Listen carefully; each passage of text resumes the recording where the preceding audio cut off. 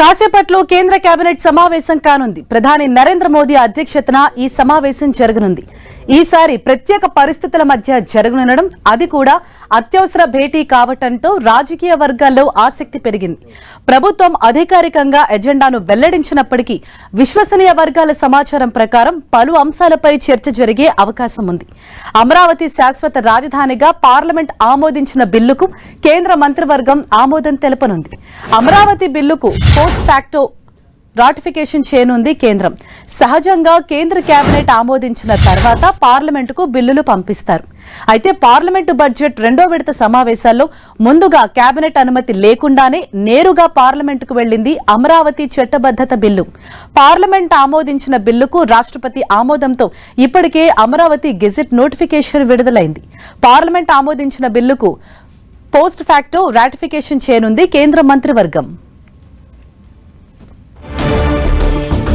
Iran తన ఆధీనంలోని Hormuz జలసంధిని తిరిగి తెరిచిన నేపథ్యంలో ప్రపంచ ఇంధన మార్కెట్లలో మార్పులు వచ్చే అవకాశం ఉంది. చమురు సరఫరా పునరుద్ధరణ నేపథ్యంలో భారత్ లాంటి దిగుమతి చేసుకునే దేశాలకు కలిగే ఆర్థిక వెసులుబాటుపై కేబినెట్లో చర్చించే ఛాన్స్ ఉంది. ఇక పశ్చిమాసియాలో మారుతున్న భౌగోళిక రాజకీయ పరిస్థితులకు అనుగుణంగా భారత విదేశాంగ వాణిజ్య విధానాలపై నిర్ణయాలు తీసుకునే అవకాశం ఉంది.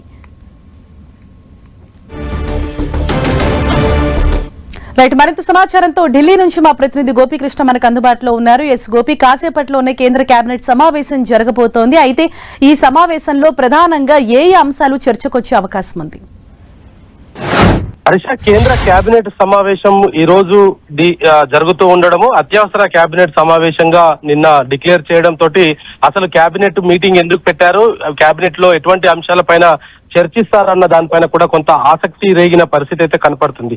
ముఖ్యంగా ఇక్కడ మనకు వస్తున్న సమాచారం మేరకు అమరావతి శాశ్వత రాజధానిగా పార్లమెంట్ ఆమోదించిన బిల్లుకు కేంద్ర కేబినెట్ ఆమోదం తెలుపనుంది. ఇది పోస్ట్ ఫ్యాక్టో రాటిఫికేషన్ చేయనుంది కేంద్రం. అదేవిధంగా ఏదైతే బిల్లుకు సంబంధించి కేంద్ర కేబినెట్ ఆమోదించిన తర్వాత పార్లమెంట్ లో బిల్లు ఆమోదం పొందుతుంది. కానీ ముందుగా పార్లమెంట్ కు వెళ్లడం జరిగింది ఆ రెండవ విడత సమావేశాలలో.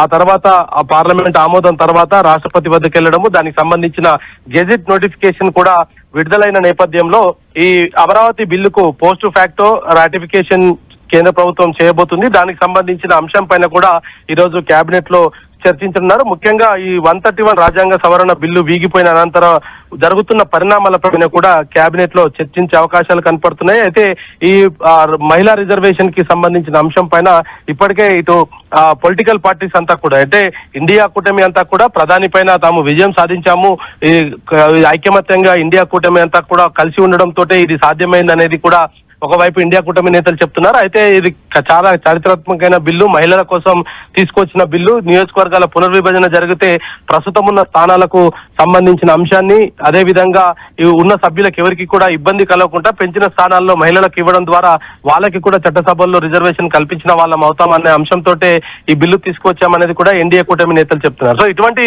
రాజకీయ నేపథ్యంలో కేబినెట్ భేటీ అవ్వడం అనేది కొంత ప్రాధాన్యత సంతరించుకుంది. దీంట్లో ఎటువంటి అంశాలను పైన చర్చిస్తారనేది కూడా దేశవ్యాప్తంగా చర్చ అయితే జరుగుతుంది. అయితే ఒకవైపు పశ్చిమాసియాలో నెలకొన్న పరిస్థితులు, యుద్ధ కారణంగా ఇటు గత కొద్ది రోజులుగా కూడా జరుగుతున్న ఆర్థిక నష్టము, స్టాక్ మార్కెట్, ఇతర అంశాల పైన కూడా ఈ కేబినెట్ లో చర్చించే అవకాశాలు కనపడుతున్నాయి. ముఖ్యంగా పశ్చిమాసియా తర్వాత చమురు డాలర్ల రేటు పెరిగిపోవడము, అజ్మూర్ జలసంధి తెరిచిన తర్వాత ఒకసారిగా రేటు తగ్గిన అంశం కావచ్చు. దీంతో పాటు ఇతర అంశాలు, అంటే ఎగుమతి దిగుమతులకు సంబంధించిన అంశాలన్నీ కూడా ఈ అజ్మూర్ జలసంధి ద్వారా జరిగే అవకాశాలున్న నేపథ్యంలో గత కొద్ది రోజులుగా కూడా, అంటే దాదాపు ఫిబ్రవరి 28 నుంచి కూడా జలసంధి పూర్తిగా మూసివేసిన నేపథ్యంలో వర్తక వ్యాపారాలంతా కూడా పూర్తిగా నిలిచిపోయిన పరిస్థితి ఉంది. దాని ద్వారా భారతదేశం పైన అనేక ఆర్థిక పరమైన ఇబ్బందులు కూడా ఎదుర్కోవడం జరిగింది. అయినప్పటికీ ప్రజలకు ఎటువంటి ఇబ్బందులు తలెత్తకుండా కేంద్ర ప్రభుత్వం తీసుకున్న చర్యలు, ఇతర అంశాలపైన కూడా కేంద్ర కేబినెట్ లో ఈ రోజు చర్చించే అవకాశాలు కనపడుతున్నాయి. Harish, right, thank you Gopi.